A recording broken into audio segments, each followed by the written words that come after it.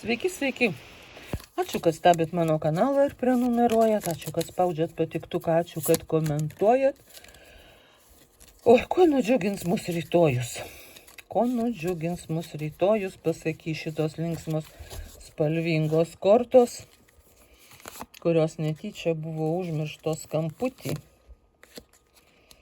Ir aną dieną surastos vėl iš naujo. Tai va, puiku. Pentaklių karalius.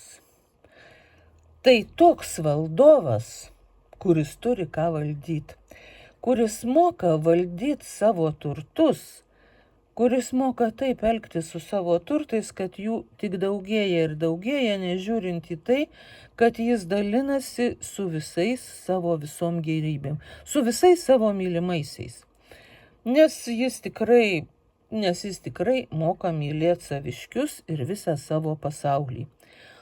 Jūs rytoj ir apsižiūrėsit, kad jūs taip pat mylit visus saviškius, kad jūs mylit savo pasaulį, kad jūs mylit savo artimuosius ir net tokius artimuosius, kokius nors. Apskritai jūs mylit visą savo aplinką ir kažkaip, kiek jūs besidalintumėt savo turtu su mylimaisiais, to turto nemažėja, o tik daugėja. Jūs taip mokat tvarkyti su savo materialiniam gėrybėm, kad jos tiesiog jūs palaiko, būna netoli, jūsų pinigam ir kitiem geriem dalykam patinka būti šalia jūsų, jūs tiesiog sutarėt gražiai su savo visų pasauliu ir visom savo gėrybėm, jau kartojosi jo. Va, nes tai ir yra svarbiausia. Jūs gal buvot pamiršę, tai jūs rytoj pamatysit tai iš naujo ir jūs tai labai nudžiugins ir vėl.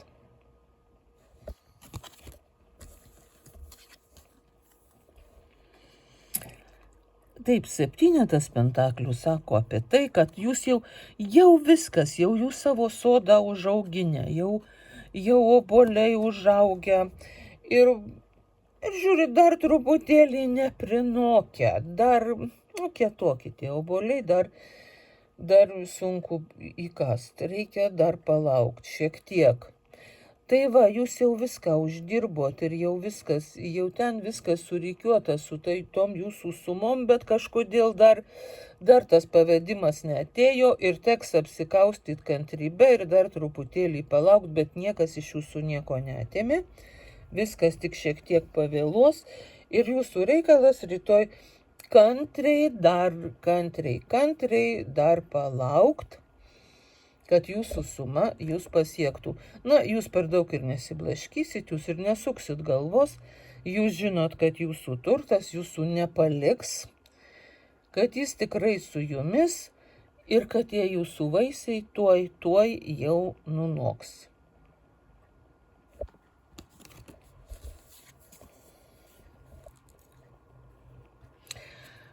Taip, čia gali pasirodyti jum, kad jūs kažkaip kažko nepakankamai savo turit. Ar nepakankamai padarėt?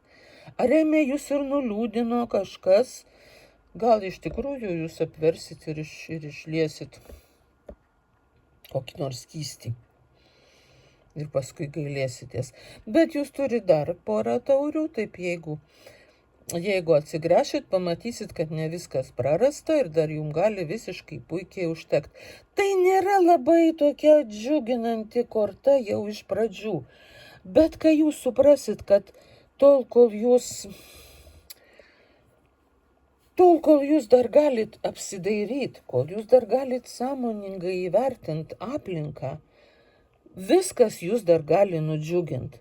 Jūsų rytoj reikalas nepasinert į liūdesį, o sąmoningai pasidairyti, o kas dar yra aplinkui gero. Jūs visada, kai jūs kažkas nuliūdina, būtinai apsidairykit ir pamatykit, kiek dar gero aplinkui yra.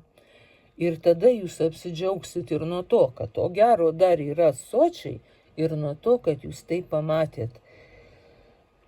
Ir tai, kad jūs galit džiaugtis visų tuo apskritai. Ir tuo, kad jūs ne per daug nuliūdot, ir tuo, kad jums dar liko labai daug, ir tai jūs tikrai labai nudžiugins. Sąmoningumas yra ypač svarbus ir šaunus dalykas. Čia tas riteris ant balto žirgo. Jisai baltas tas žirgas. Riteris įšuoliuos rytoj į jūsų gyvenimą ir jūs būtinai pradžiugins. Ir jums, jeigu ne jūs patys tas riteris, galbūt tai jūs tas riteris, kuris įlekia į kažkieno erdvę ir visapusiškai pradžiugina. O gal jums kažkas atlieks su taure ir praneš daug linksmų gerų dalykų. Taip jūs pradžiugins ir pralinksmins, kad jūs pamiršit tai, kokie ten rūpesčiai buvo jūs ištikę, ar kokios nesėkmės, ar maža kas. Jūs būsit, taip sakyčiau, pakylėti virš visų savo bėdų ir suprasit, kad labai daug puikių dalykų pasaulyje yra. Šitas riteris jums atneš tiek daug linksmumo ir lengvumo, tokio, kur jūs jau seniai laukėt, kad tai būtinai jūs nudžiugins neišvengiamai. Atkreipkite dėmesį į viską, kas rytoj jums neša džiugesį.